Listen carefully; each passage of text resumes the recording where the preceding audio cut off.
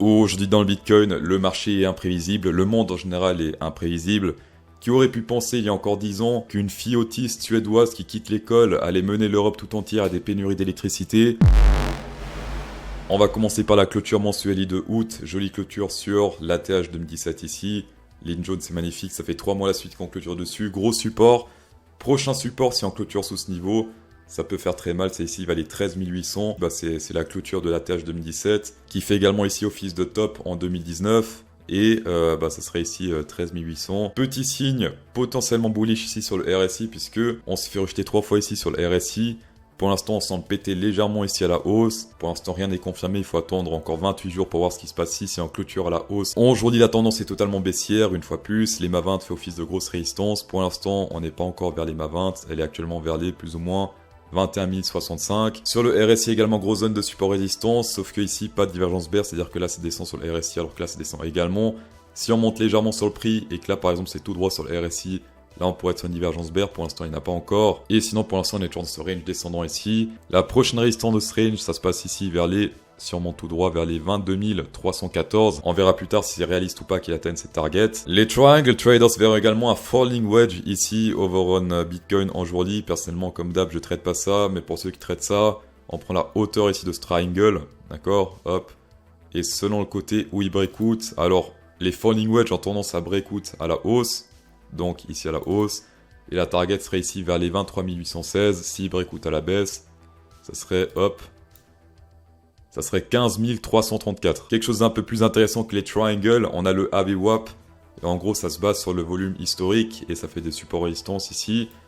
Et souvent, ça fait des trucs plutôt intéressants puisque ça fait quand même des supports résistance majeurs. Ici, résistance majeure, on se pète la gueule. Support majeur, on monte. Résistance majeure, on se pète la gueule. Et ici, ça fait un truc un peu chelou. Et durant tout le bear market, ça fait des zones de réaction assez importantes ici, comme par exemple ici. Hop, on rebondit sur le... Aucune idée du numéro, mais bref, on rebondit sur cette ligne verte, après pas mal de pump, on se fait rejeter par la ligne verte supérieure. Ici également, joli support ligne verte, on se fait rejeter par la ligne verte du dessus.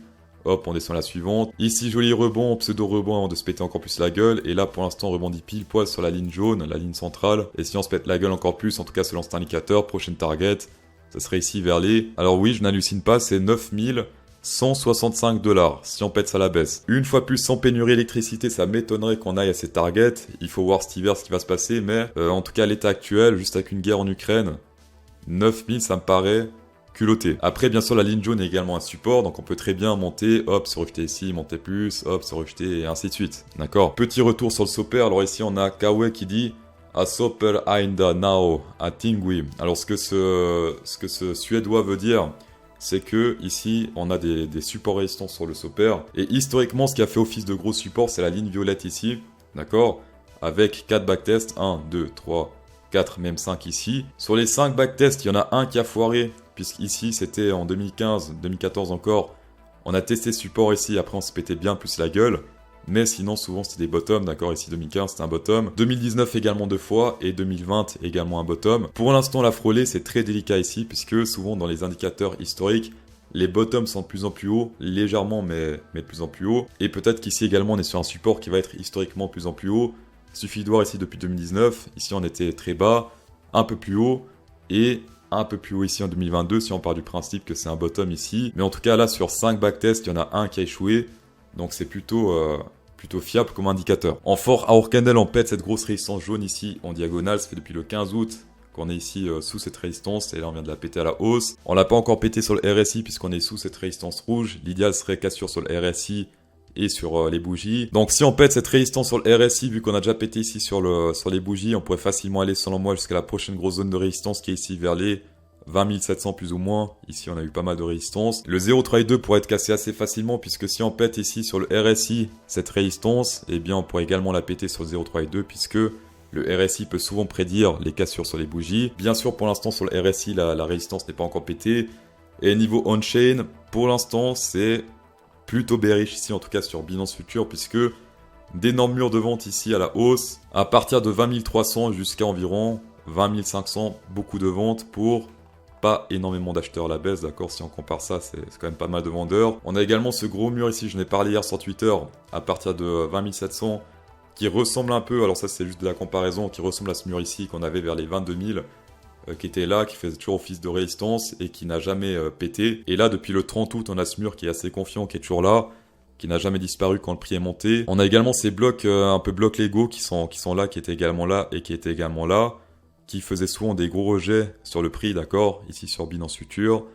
Et ce bloc-là ressemble pas mal à ce bloc qu'on avait ici le 31 août. Et ensuite, qu'est-ce qui s'est passé avec ce bloc? On se fait rejeter à la baisse.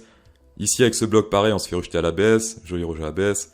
Et là, on est nouveau sur un bloc un peu similaire. Sur le court terme également, c'est pas très positif. On manque de traders ici sur l'open interest, puisque là, bah, ça descend pendant qu'ici ça monte. Donc ça, c'est pas très bon. On a toujours 66% de longueur. Donc la sélection naturelle n'a toujours pas opéré chez les futurs. Et niveau spot, on a des petits signes un peu chelous, puisque là, ça descend légèrement, d'accord, on peut faire une sorte de résistance sur les spots. Pendant que là, bah, ça fait que monter, donc il y a une divergence CVD spot et sur les bougies. Là, pour l'instant, ce qui pousse le prix à la hausse, bah, c'est les futurs montent pendant que les spots, eux, ils stagnent un peu trop. Pour info, il y a Bybit qui cherche des copy traders à succès, donc si vous êtes doué en scalping et rentable, vous pouvez partager vos trades et gagner 11% des bénéfices nets de vos followers.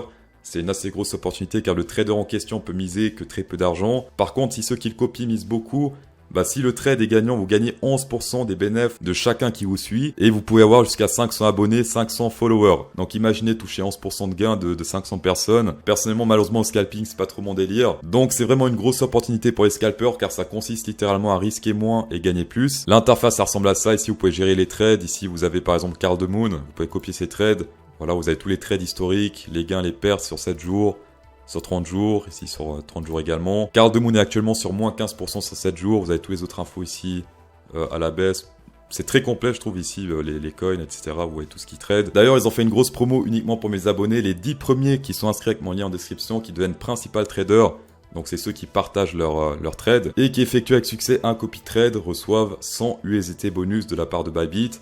Peu importe le montant que vous misez, ça c'est cadeau, voilà. Et même si vous n'êtes pas chaud pour du copy trading, over on Bybit, vous pouvez profiter jusqu'à 4450$. Après premier dépôt, c'est magnifique, uniquement comme d'habitude pour les traders expérimentés. Est-ce que Ethereum au mensuel is going crazy right now? C'est ce qu'on va voir tout de suite. Alors, contrairement au Bitcoin, on a clôturé sur la clôture de la TH 2017 et non pas sur la tige. Donc même si on a fait du 130% depuis le bottom jusqu'au rejet, niveau structure, c'est plus bearish sur l'Ethereum, contre le Bitcoin en tout cas. Là, je parle de la structure, je parle pas du pourcentage. Si on fait Ethereum contre le Bitcoin, Ethereum est plus bullish. Ethereum aujourd'hui, pour l'instant, se fait rejeter par l'ATH 2017. On breakout ce triangle ici à la hausse. Attention, pas clôturer, d'accord? On peut très bien finir sur une bougie rouge et clôturer dans le triangle. Toujours attendre la clôture avant de prendre ses décisions. Comme d'hab, je ne traite pas ça. C'est juste pour les traders triangle. Pour l'instant, le RSI est plutôt mitigé puisqu'on reteste cette grosse résistance ici, ligne rouge. Là, on a pété à la hausse, mais sur le RSI, c'est pas encore pété. Donc attention. Ne jamais sous-estimer le RSI, d'accord? En fort, Hour Candle over on Ethereum, on est sur un petit ABCD classique. Première target 0,382. Pour l'instant, on n'a toujours pas atteint. C'est ici vers les 1653, première target, en tout cas niveau Fibonacci. Sinon, également attention à ce range ou à ce triangle chelou. On a pété à la hausse ici, joli support. Et là, on reteste pour la troisième fois ce niveau. Selon Space Algo, on va péter à la hausse, donc au moins 0,382. Et si c'est le cas, bah, ça se transformera en support. Hop, hop, pour aller toujours plus haut. Attention, zone de surachat quand même. Petit bonus sur l'or contre le dollar en semaine ici. La tendance est toujours haussière, d'accord, on commence à passer avec les MA 20 sous les MA 50, mais sinon je reste toujours haussier. Si on prend le Fibonacci, on prend l'ATH et ici le gros rebond sur l'or. Pour la quatrième fois ici, on se fait rejeter dans cette zone danger. Avant c'était un joli support sur les MA 100, pétage à la baisse, pour l'instant on est sur les MA 200. Pour l'instant on est encore sur le support, donc si vous voyez un signe de force, par exemple divergence boule, ici ça monte légèrement, là c'est tout droit. Bon ça va prendre du temps, c'est du semaine, d'accord, donc là, signe de force, divergence boule. Là dans ce cas on peut très bien monter, on prend le Fibonacci, on prend un deuxième Fibonacci ici. Hop, première target, ça serait 0,382 1830 et après zone danger comme d'hab ici, ça serait vers les 1926. Dans tous les cas, merci d'avoir checké cette vidéo, c'est toujours un plaisir. Spécial Go, 10% de rabais avec Crypto Sauce 10, tapez dedans. Insérez un pouce bleu dans cette vidéo pour incrémenter encore plus le plaisir et bonne soirée.